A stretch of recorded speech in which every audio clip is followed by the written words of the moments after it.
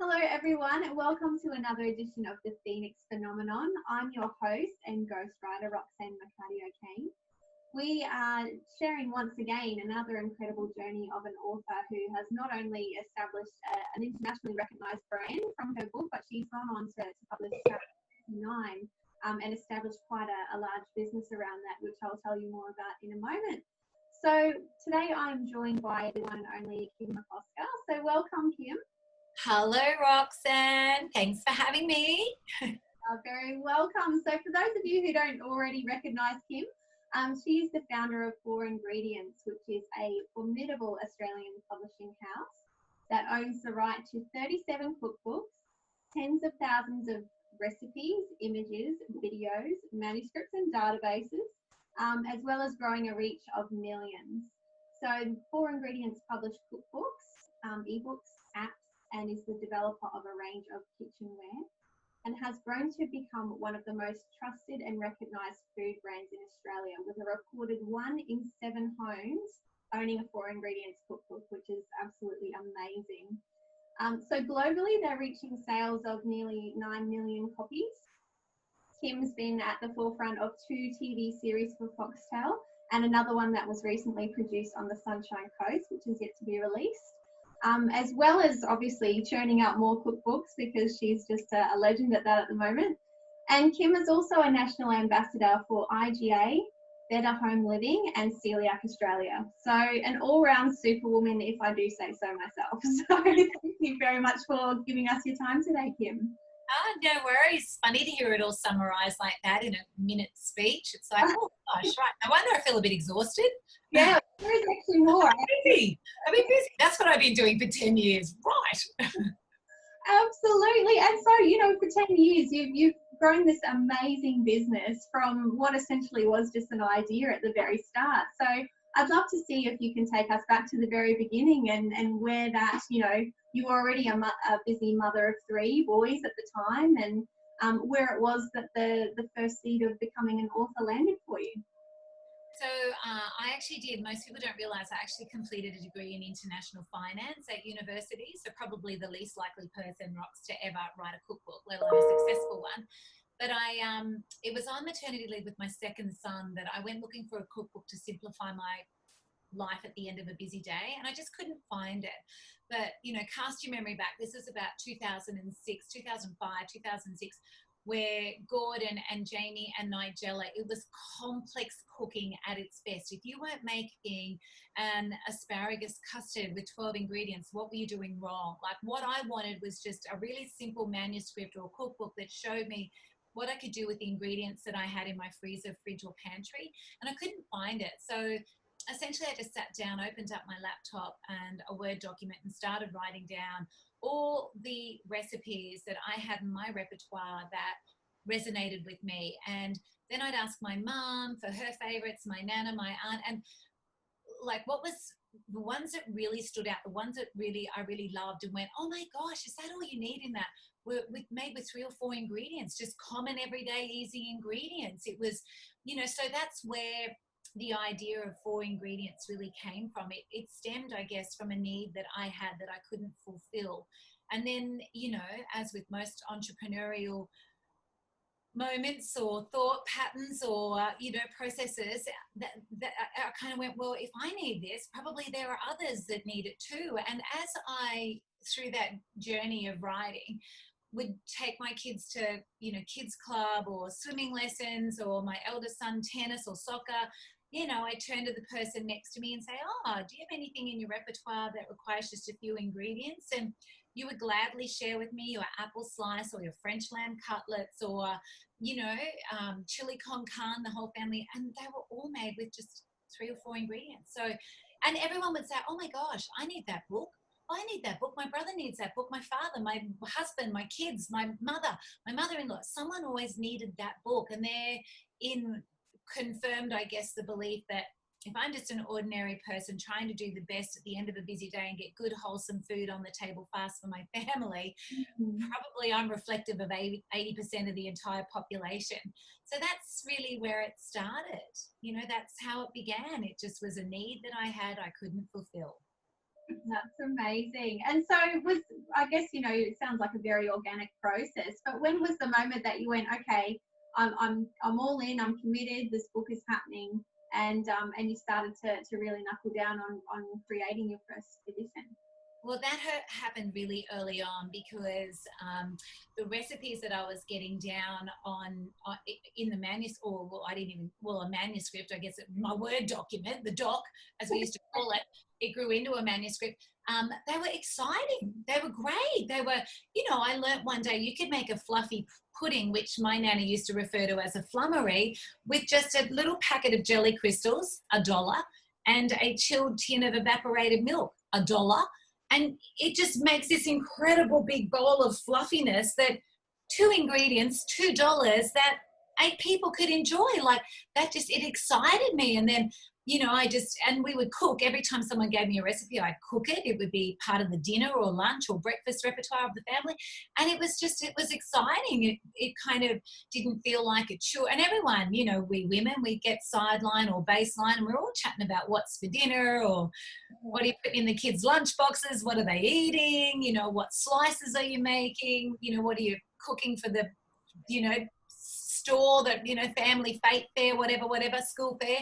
So it kind of just, it was exciting creating it, to be honest. And it just grew. It grew really rapidly. That first manuscript, I guess, from, first word to last word took probably about only 12 months. And in that 12 months, we cooked over 1,000 recipes to whittle it down to the 300 that made it into print. Wow. Yeah, that's right. So when you have this manuscript and you go to the great publishers of our land and they tell you no, you just don't take no for an answer, because that is time, that is money, that is stress, and that is 3.2 kilos I put on in that process, Roxanne, and I did not do that in vain. There was going to be a result. So self-publishing was, if you don't at first get a publishing deal, which, let me tell you, you will not if you do not have fame or a following, and hence why you see the record numbers of people self-publishing, nowadays. So, I mean, self-publishing, when I first started, had long been very marginalised, but with the accessibility of printing and digital publishing, it's become a much bigger component of, our annual book sales. It's good to see. Absolutely. And so in those initial stages where you were approaching the publishing houses, was it just lack of fame and following that was your only setbacks? Or did they give you any other reasons? No, it was literally, I mean, some even said what a great concept. Some had even gone on to create their own 4-ingredient title, God bless them, So, but without fame or following, you've got no immediate market, and it doesn't really matter what the content or what the product or service, the most important thing when you pitch for a publishing deal is, yes, okay, you've got to have a great product and a great story, but that might represent 20% of the overall conversation. The other 80% is how you're going to connect that story, the benefit of that product, that book, to an audience, and where are you going to find that audience, and how are you going to build that audience. And that is really what they are most interested in, because remember, you are just one of a number of authors in their stable, and they only have finite resources. They only have such amount of dollars to market as well. So they're really interested in your ability to market a product to a new market. Absolutely. And clearly they didn't know who Kim McCosker was at that stage, did they? I had no idea I put on 3.2 kilos and didn't do that in vain. So isn't it funny, weight and women, we have this, love-hate relationship. So, but it was a driver. I just went, no way, if I put in all this effort and we're not going to get a result. So, and at the time I had a business partner, another local Sunshine Coast girl, and she was really market savvy. I sort of had the finance background, she had the market, so it was really a really powerful little partnership, because literally the second that manuscript, we put the last full stop on it, we ceased being authors and we commenced being marketers. And really, probably even to this day, that is one of the strengths of Four Ingredients, we have evolved into a marketing machine. Mm-hmm. The Absolutely. power of the good word, Rox. Absolutely. Yes, you've definitely harnessed it well. So, Yeah. yeah, and so you know, having those setbacks back then, it sounds to me like it was a bit of a red flag to a bull kind of moment. Did you ever question what you were doing, or you know, your ability to take this product to market? No, because we had no idea. A good dose of naivety probably served us really well, because we didn't really realize that, you know, in self-publishing land, you handle every aspect of producing the book yourself, absolutely everything. So, and we could do it all, but what we found very, very difficult is, you know, fulfilling orders. You know, how do we couldn't build a website, so we had to outsource that because we needed a platform to be able to sell from and to distribute. You know, like it was really labor intensive for us to, because really our focus needed to be on marketing. So it was really labor intensive for us to be you know, boxing the books and sending them to Dimmicks in Kalgoorlie, or, you know, the Book Warehouse in Darwin, or all across Big W stores, you know. So we really needed a distribution partner. If we couldn't get a publisher, we needed a distribution partner. But guess what? Every turned down author in the country is looking for a distribution partner. So therein was a whole nother, you know, ball game that we had to get our heads around really quickly. And we were just very, very lucky that the company Gary Allen, which no longer exists, but, you know, 13 years ago, the book buyer there had recently separated, you know, from his out of his marriage, and he had 2 kids, and the thought of Four Ingredients, oh, okay, well, I could probably do this, you know. And he took 1,000 copies. So that meant we shipped 1,000 copies to their warehouse in Sydney. And then basically they sat there until we created the demand somewhere, so that a store or a department store or a book buyer would ring them and order 50 books or 100 books or whatever books. So, you know, it was, yeah, it's, and we had no idea what we were doing. We were just doing it. We were just doing it because we had to. Okay, well, if you can't get a publishing deal, we're going to self-publish. Okay, well, if we can't self-publish, if we have to self-publish, what do we need to help us get the books onto store shelves across the net? You know, so then you need to distribute. So we just kind of trundled along. We just somehow, some way, thank you to the good Lord above, got through all of that well. Yeah, absolutely. Yeah. And you know, seeing you've gone to, you've obviously you've learned all of these new skills, you've connected into all of these new organisations that would have been alien to you before this journey. What was it like to see when the demand did start to skyrocket as it did? Well, you know, we celebrated all night, drinking till 2 a.m. in the morning the day we got the distributor's deal. And then the next day, hungover, we're having this conversation trying to sound really professional. And they're saying, well, these books will now just sit in our warehouse until someone rings us. And we're like, what? There's no catalogue that you send out to people. There's nothing.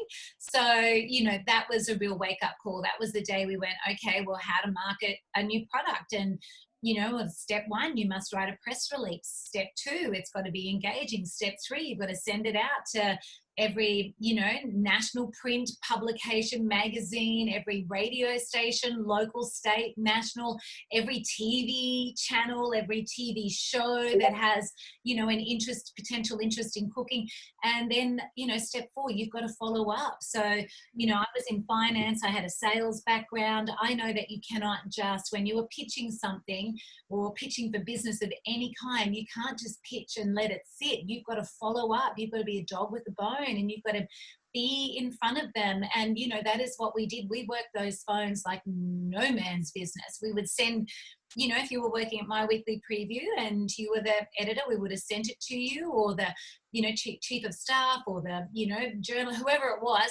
And then we would follow up, and we would assume you hadn't read it, because probably you hadn't, because there's 30 emails every hour from people like me with products far smarter than mine. So, you know, hi, it's Kim, and I sent you a press release. You probably haven't had time because I realize you're so busy. It's about this book that's going to just change the lives of so many in Australia at the end of a really busy day. And sometimes you get interest, and send me more. Have you got to, cover, blah, blah, blah, blah. And, and that's how we did it. And sometimes you get no interest whatsoever, but, we just chipped away at it. We rang every bookstore in the country. We rang them as ghost shoppers, and then we rang them as the actual authors, thanking them in advance for any help they can give a local fledgling, title. It was relentless, Rox. And it wasn't just for a month, it was years that we did that. We worked those phones like, no one, like mad women, like no one you've ever seen before. It was, and it wasn't just me, it was my mum. She was on the phone. It was my best friends. They were on the phone ringing Angus and Robinson in Cairns, asking if they could order 4 titles. It was a machine. So that is, for those people out there that think that writing the book is the challenge, sure it is, absolutely. You leave a little bit of your heart and soul on every single page, but the real challenge is how you then connect that book to a mass audience to generate sales. Otherwise, why are you doing it? Why are you going to all the effort? If there's no return at the end of the day. Different if you're just doing it for a hobby and you're writing something to pass on to your family and whatnot. But if you are, if you are writing a book that you want to sell, take to market, you are going to need to know how to connect the story and the benefit of your product to, mass audience. Absolutely. And so it sounds like you had that vision from the get-go. That wasn't something that developed. It was like, this is going global, like come hell or high water kind of. Well, it wasn't, we're not really, knowing back then did we think, like we were just so focused on selling, because to print self-published 2,000 titles. Remember, this is back in 2016, so there was no EPUBs, there was no digital components. I mean, my gosh, I only knew 2 people had Facebook back then. It was all traditional means and methods and whatnot. So to print those first 2,000 books in Australia, I think, I had to withdraw, and to create a website, because we couldn't do that, I had to withdraw $26,000 from my family's mortgage. That is the cost, and that was a big barrier to entry. That weeded out the will do's and the won't do's, because people just didn't have 26, and that's net dollars. I had to gross $34,000, pay tax to put it in my mortgage to then pull it out. So that drove me. Yeah. The fact that my family said, yeah, you take what you want, you go do this, you put in too much time, I was on a trajectory that I was just my focus was to repay that money. That was my focus kind of thing. And, we're tenacious, we're determined, and, we are open to ideas and suggestions, and we just really we were led by Google. We would Google how to promote a book, a broad thing, and then we would refine. But that is, I didn't know when I started I needed to write a press release, and then I didn't know when I started I would need to spend hours of an evening trying to gather current emails of people that could influence, that could get us on a radio show or get us into print or put, I didn't know any of that. That just all came with, that was just part of the journey, but that is still to this day very much part of the journey. We are still today relentless marketers every day. What's going up on Twitter? What's going up on Pinterest? What's going up on Instagram? What's trending on Facebook? What are we posting at this time? What are we doing for dinner? Every day, it's relentless. It's just a continual cycle. We're so ingrained in it, Rox. It just happens naturally. But, like I have a young intern that works for me, and she's like, oh my God, this is just nonstop. This is relentless. And I said, it is. Yeah. It is relentless to keep your brand relevant in the marketplace, to make sure that when someone is diagnosed with diabetes, 4 Ingredients Diabetes is the book that they think to go by. When someone that is diagnosed with celiac disease or decides they don't want to eat gluten anymore, that it's the 4 Ingredients Celiac Australia endorsed book that they go to find. So, it's just, and you're marketing all the time, because we have such a big catalogue now.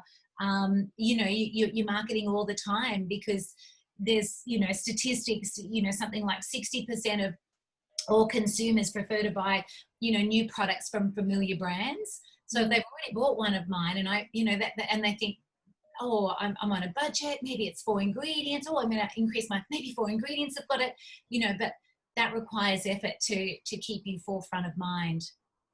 Absolutely. No, that's great. And a part of the thing that has kept you at the forefront of people's minds is that you're continually innovating and releasing new titles. And I was curious to find out when it was that you decided that, you know, a second 4 ingredients book was the way to go. And then obviously the ball kept rolling from there.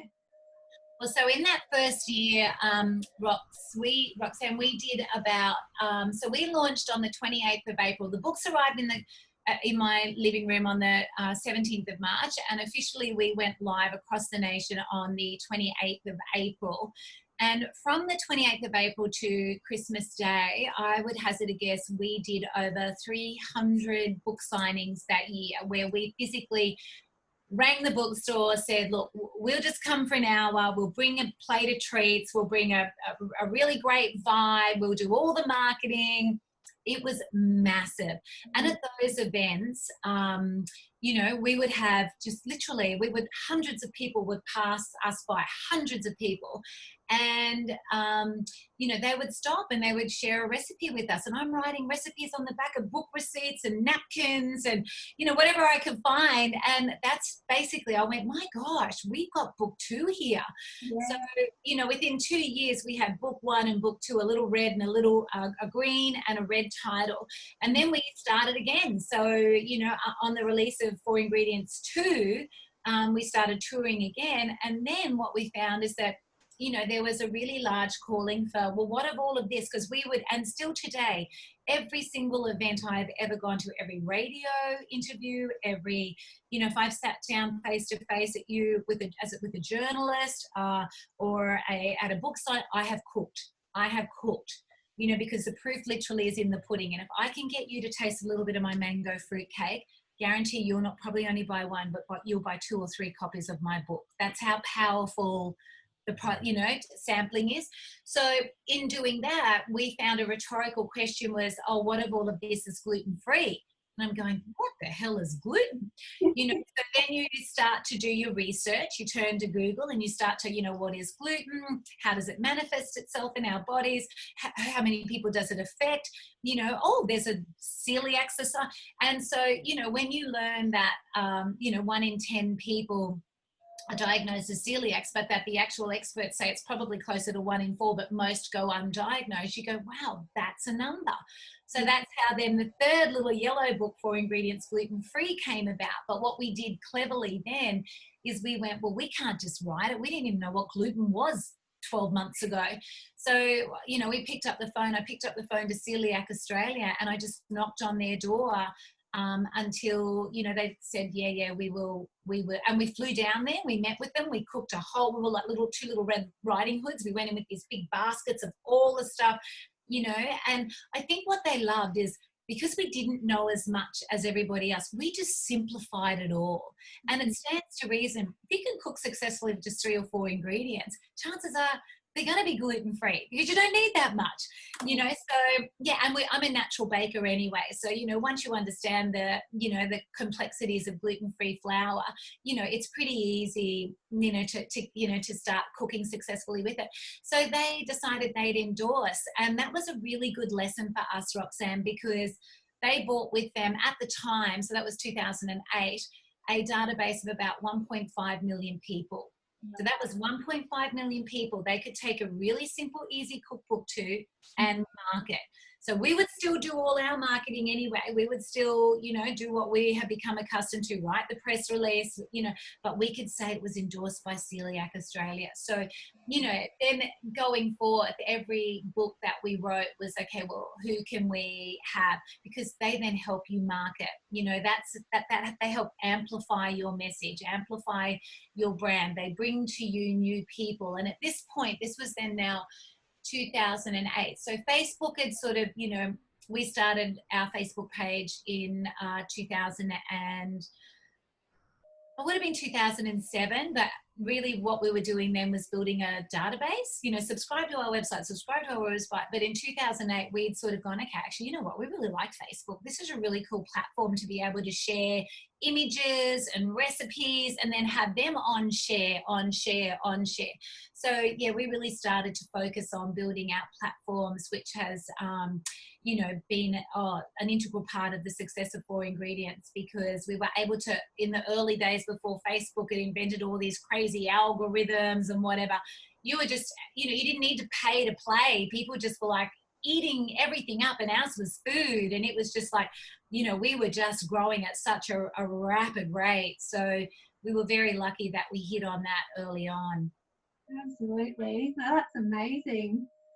Excellent. And so, yeah, and I guess, you know, you mentioned the word collaboration there too, and that's obviously been key to expanding 4 Ingredients out beyond, far beyond cookbooks, and to take in all the other awesome things that you've taken on over the years. So your TV work, all the acts you've been involved in, and all that sort of stuff. Can you share a little bit about the importance of collaboration and what sort of doors it's opened for yourself and the business? Well, when you are a small business, you know, you will always be competing with, you know, larger organizations with, you know, devoted customers with unlimited budgets. So you've got to think really smartly about how you can compete. How do you differentiate your product? Even though they've got all of that clout and all that following and all that money, how do you differentiate your product from theirs? And then, you know, how can you band with others to help magnify, to help you, because you don't have the we had $0 for marketing. That's why we had to upskill very quickly ourselves, very rapidly. So, you know, and I realized, would have been late 2000s, 2009, maybe, you know, I'd started writing, I bought my partner out by that stage and had started writing color books. And one day, Roxanne, I was sidelined at a soccer game in Mumbai. So it was the under 8s, my middle son. Oh, wouldn't it be? Must have been my eldest son. It was about under 8s. And, you know, 4 Ingredients, a little local business, had sponsored their team. So our logo was all over their little beautiful under 8-year-old bodies running around. And the local IGA had sponsored the other. And that was a bit of a light bulb moment where I went, you know what? The locally owned, independent mum and dad businesses that at grassroots are building stronger communities. You know, at that level, it is those businesses doing everything they can to get these kids in teams, get the single mum with her little boy to the AIS who's got some basketball talent, whatever it is, they are the companies. So in that moment, I went, I want to work with IGA. That is who, you know, they've got the ingredients, I've got the recipes, we're both independent retailers. There was so many synergies, but that probably took, oh my gosh, Roxanne, 3 years to, like I was knocking down doors in different states, people I didn't even know what their job titles were. I was just talking to everyone. I just lobbied until one day we were at a political fundraiser here, and my brand manager, Melinda, just fortuitously happened to be sat next to Ros White of White's IGA, who is an absolute, oh my gosh, local dynamo. Well, she's not just local, she is legendary in the, you know, IGA national scene, international scene. And she's like, oh my gosh. Right, so we met at that local member's office, and we just, you know, hit it off. You know, I come from a very small country town called Mundubra, and she comes from a very small country town called Colston Lakes. And I remember saying to her, Ros, no one, love, comes from Colston Lakes. There's like a school and one house. And she goes, I come from Colston Lake. Oh God, oh my God. Like, so, you know, immediate, you know, it's always wonderful too to do business with people that, you know, you're very, very familiar with, similar values, similar work ethics. But it was really through that contact that we then got, you know, Metcash at a national level to listen to our pitch. So, you know, you've got to be relentless, and you just can't take no for an answer. And even you just got to keep, you know, pushing, finding ways, trying to, you know, and if you don't give up, a result will occur 100%. Yeah. That's incredible. And I was just reading through your bio before, and you know, you've had some amazing opportunities come up out of 4 Ingredients as you have grown and evolved and expanded around the world. And one of the things that came popped up for me was in 2017, you were the winner, or Four Ingredients was the winner of the prestigious best-selling category at the World Gourmand Cookbook Awards in China. And the result of that was you being able to cook underneath the Eiffel Tower. How amazing is that? Like, you know, like, oh my gosh, I was so nervous. Like, a wonderful award. It was absolutely the most incredible, one of the highlights of the Four Ingredients journey. I'm just so bummed. Like, we just did not even think we would stand a chance. You know, we just did not. We're up against Jamie Oliver, some Russian school cookbook that had sold 30 million copies. Like, we were just the little underdog. But what we were the only self-published title in that. And so to be even in that category, you must have collectively your brand sales of more than 1 million copies. Mm-hmm. So to even be in that category, you know, all eyes are on that award because that's where everyone aspires to be. Everyone wants to sell 1 million copies of their book. Yeah. So, you know, it was just incredible. I think Melinda and I, you know, we danced in the aisle for 5 minutes before we even got, you know, I got up on stage. It was just an amazing. But yeah, from that, I was asked to then the following year go to Paris and, you know, cook underneath the Eiffel Tower. And I'm like, oh my gosh, the people on before me were like from the Cordon Bleu school, you know, cooking school in Paris. They had these medals swinging from there. It was like, oh my gosh, it was so ornate and intricate. And it was just like watching art be performed on a plate. And then I get up there with my satay chicken, raisin loaf and stuffed dates. Like, woo! But, you know, Roxanne, it was, you know, we have a very sunny disposition wherever we go. We don't forget for an instant where we're from. We are so grateful for the opportunities, Four Ingredients. And it just then comes naturally. Like, I'm standing up there going, I just can't believe I'm here. It's just absolutely amazing. And then I think the second people started to hear my accent, they're going, oh, is she Australian? Is she Australian? And then they were like bees to a honeypot. We just had, and all these officials were like, what is going on here? It's just, you know, it was incredible. It was the most amazing demonstration, you know, it was really good. And then from that, we had, they had scouts there from Ireland who put together Curate Ireland's biggest food festival, which is called Savour Kilkenny. Mm-hmm. And they said, they approached us afterwards and said, you know, come on, let's go have some champagne and fromage. We're like, oh, we talk our language. And by the end of that, we were headlining Savour Kilkenny 2019, which, you know, like, it's just, yeah, it's really, it's been an incredible, and I think too, we're just so grateful, you know, we're still so humble and so happy, and, you know, people see that comes naturally. We're very passionate people. We become passionate about helping people. You know, we love, you know, I was talking about IGA, why they're important to us is they bring a marketing opportunity for us we cannot afford. We cannot afford to be in their catalogues, you know, their 4 million catalogues they print every week, but yet they're happy to put us there because they know that their readers are going to love to see how to roast a chicken, you know. So there's got to be you know, they've got to win and we've got to win, but ultimately the customer, how is the customer winning? Because if the customer wins, we will both win, you know what I mean? And that's when I stand on a stage, I just think, okay, what am I share? I always think, what am I going to share in this situation with these people? Because different stages, different audiences, that will be useful. And that's how I will build my presentation and whatever it is I'm doing. And I always try and leave, you know, I never say to anybody, wait to the end, don't interrupt me. I'm like, stick your hand up. It's a conversation. I feel like I'm in a room with, you know, 300 of my aunties and uncles or best friends, or, you know, and I just try to make it really interactive and, you know, really open so that people, you know, we're really approachable. People know that, they feel it, they sense it. We're always a really good, you know, addition to any run sheet. So that's just how we've always been. That's how we always will be. Yeah, we're very authentic in our own skin, our own message. It's been the same since day one. Repetition is your reputation. You know, 4 Ingredients will save you time and money in the kitchen, guaranteed, hand on heart it will. So, you know, when you believe it, it's an easier sell.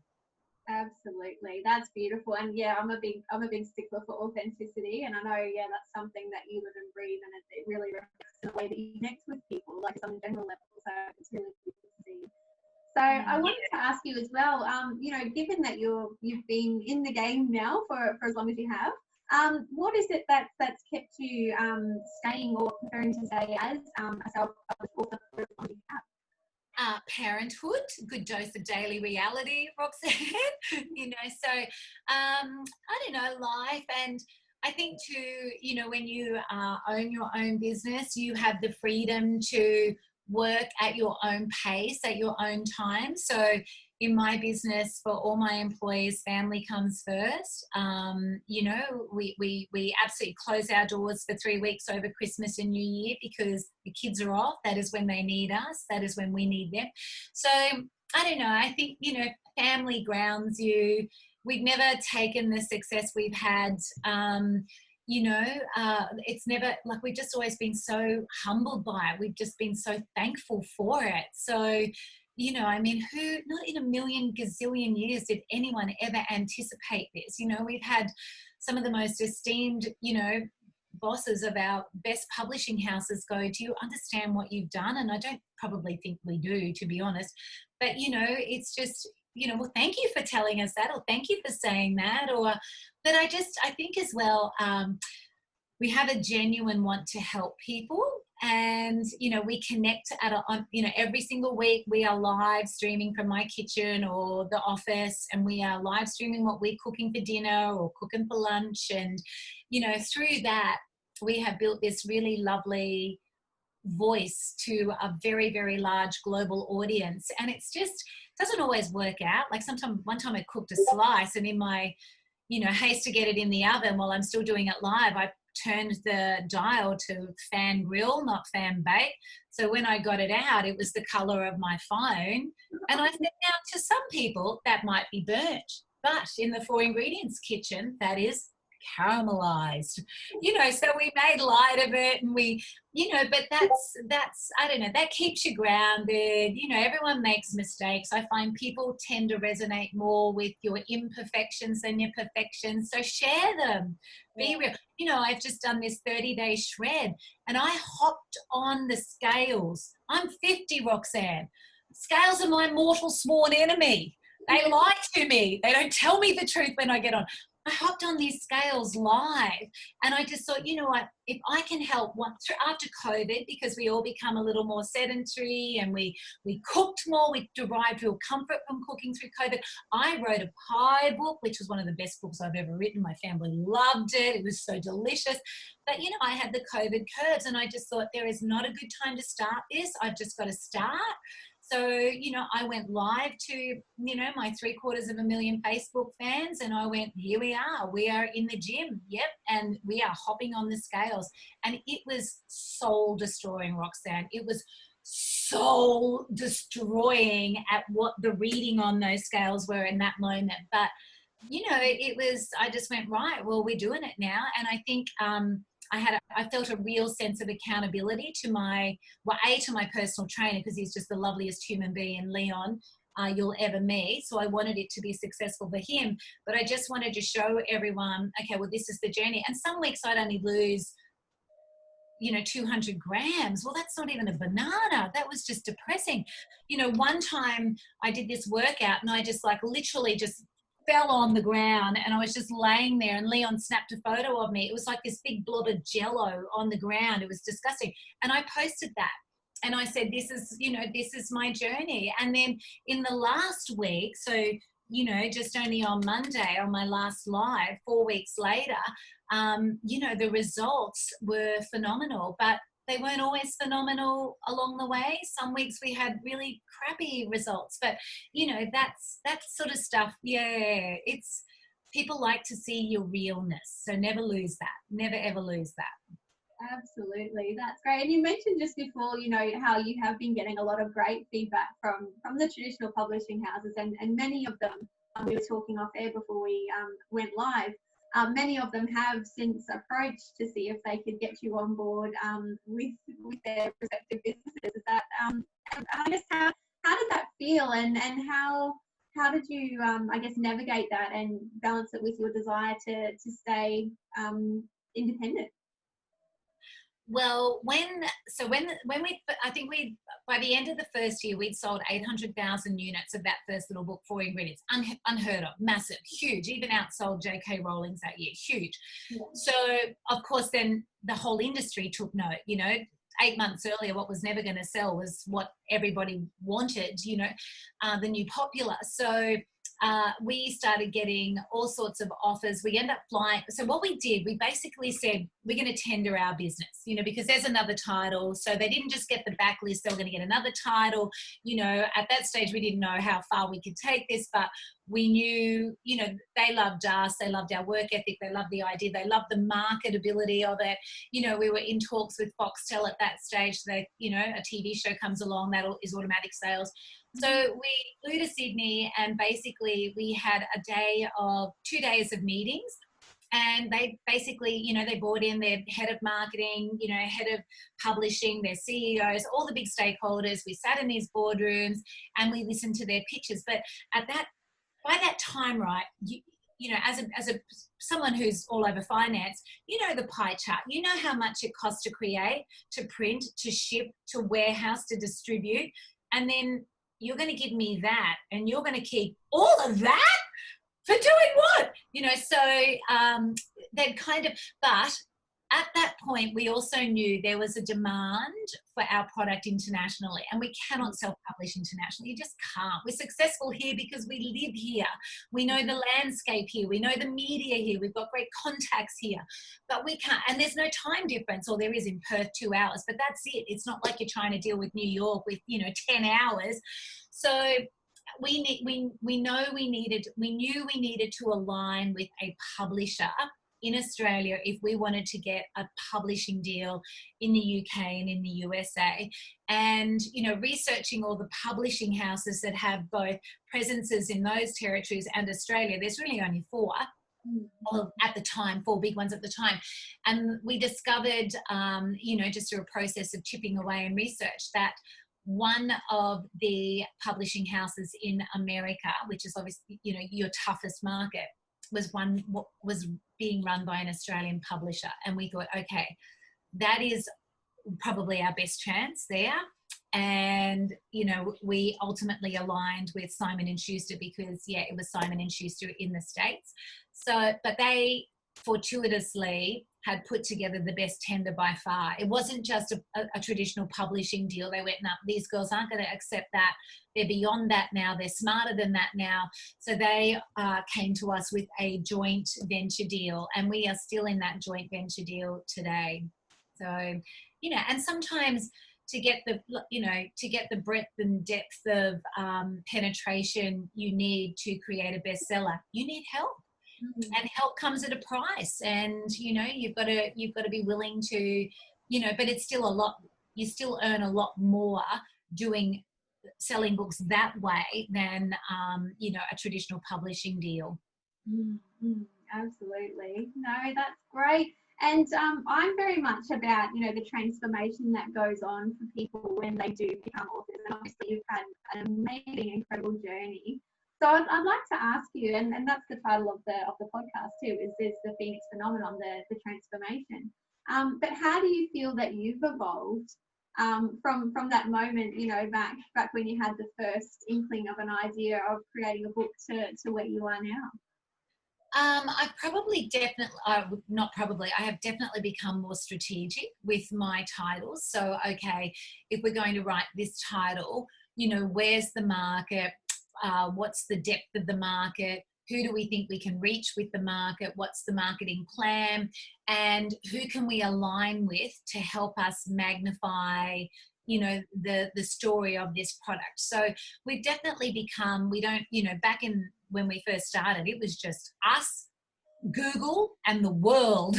And it was, it was day to day. Whereas now there's a lot more, of course you grow and you evolve and you strive to improve and get better. And, in our journey, the first little gluten-free book that we wrote, this little yellow one, quinoa, we'd never even heard of it. Chia seeds, what were they? A protein, there was just, the market itself for ingredients has evolved significantly. So, you know, we try to partner with people for every title we write, because then you're not an island. You're not marketing this on your own. You know, you've got other people in your corner, other people you can talk to and consult through the creation process as well, because, you know, we've got some cracker ideas, brilliant ideas, because we are our market. We know what we want. We read something and go, oh, who knew that? And it's a simple fact about Brussels sprouts. I don't know. It excites us. And we go, well, shit up. Probably will excite, you know, our market too.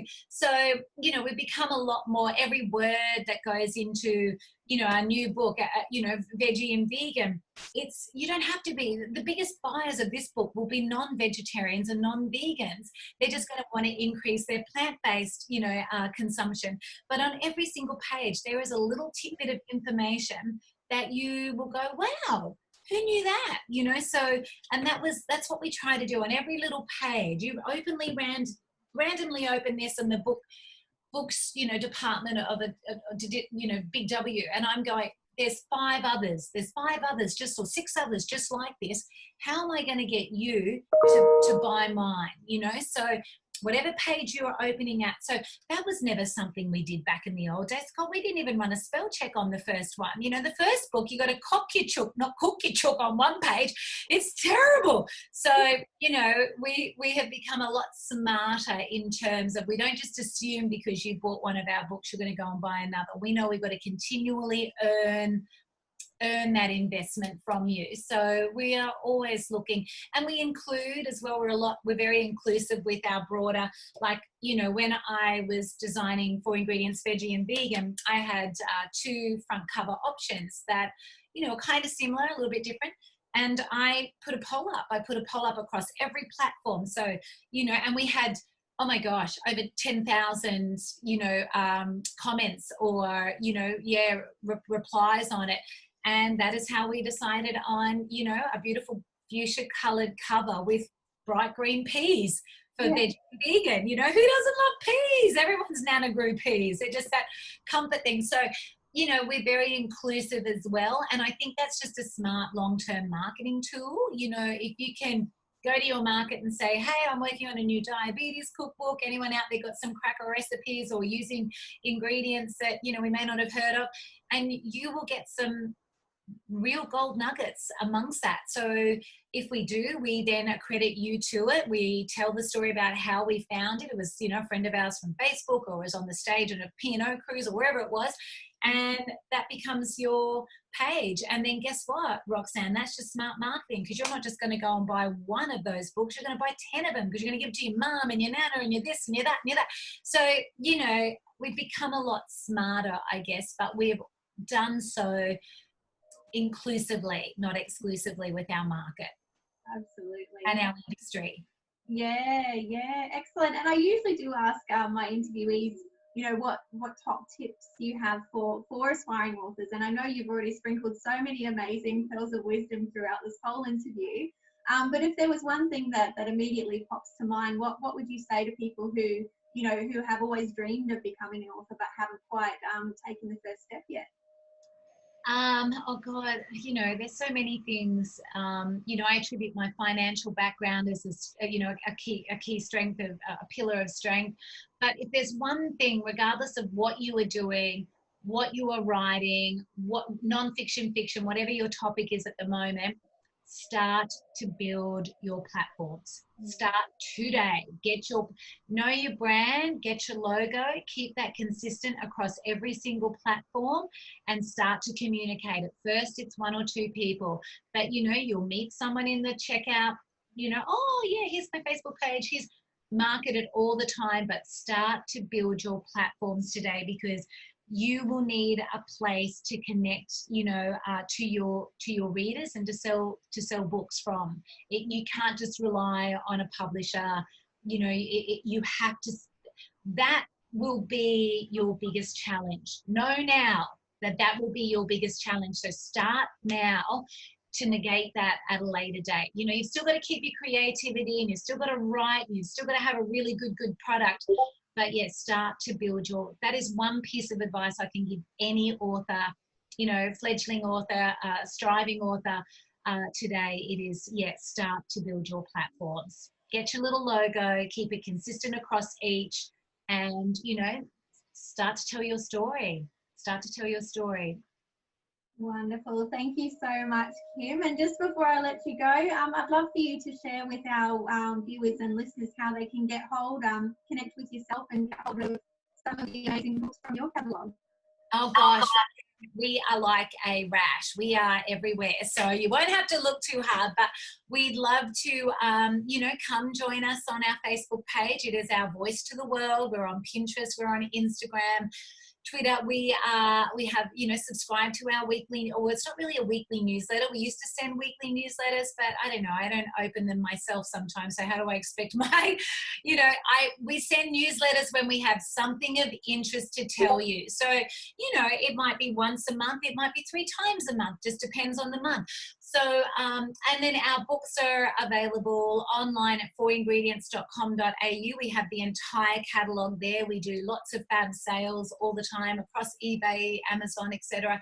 But then in bookstores as well. So, you know, you'll find us wherever you go. And if the title you want isn't at your local bookstore, you just ask for them, because they can get it in within 48, 72 hours. So, and to your listeners, any that already has a copy of a 4 Ingredients cookbook at home, thank you so very much. Your support of the brand is more appreciated than you will ever know.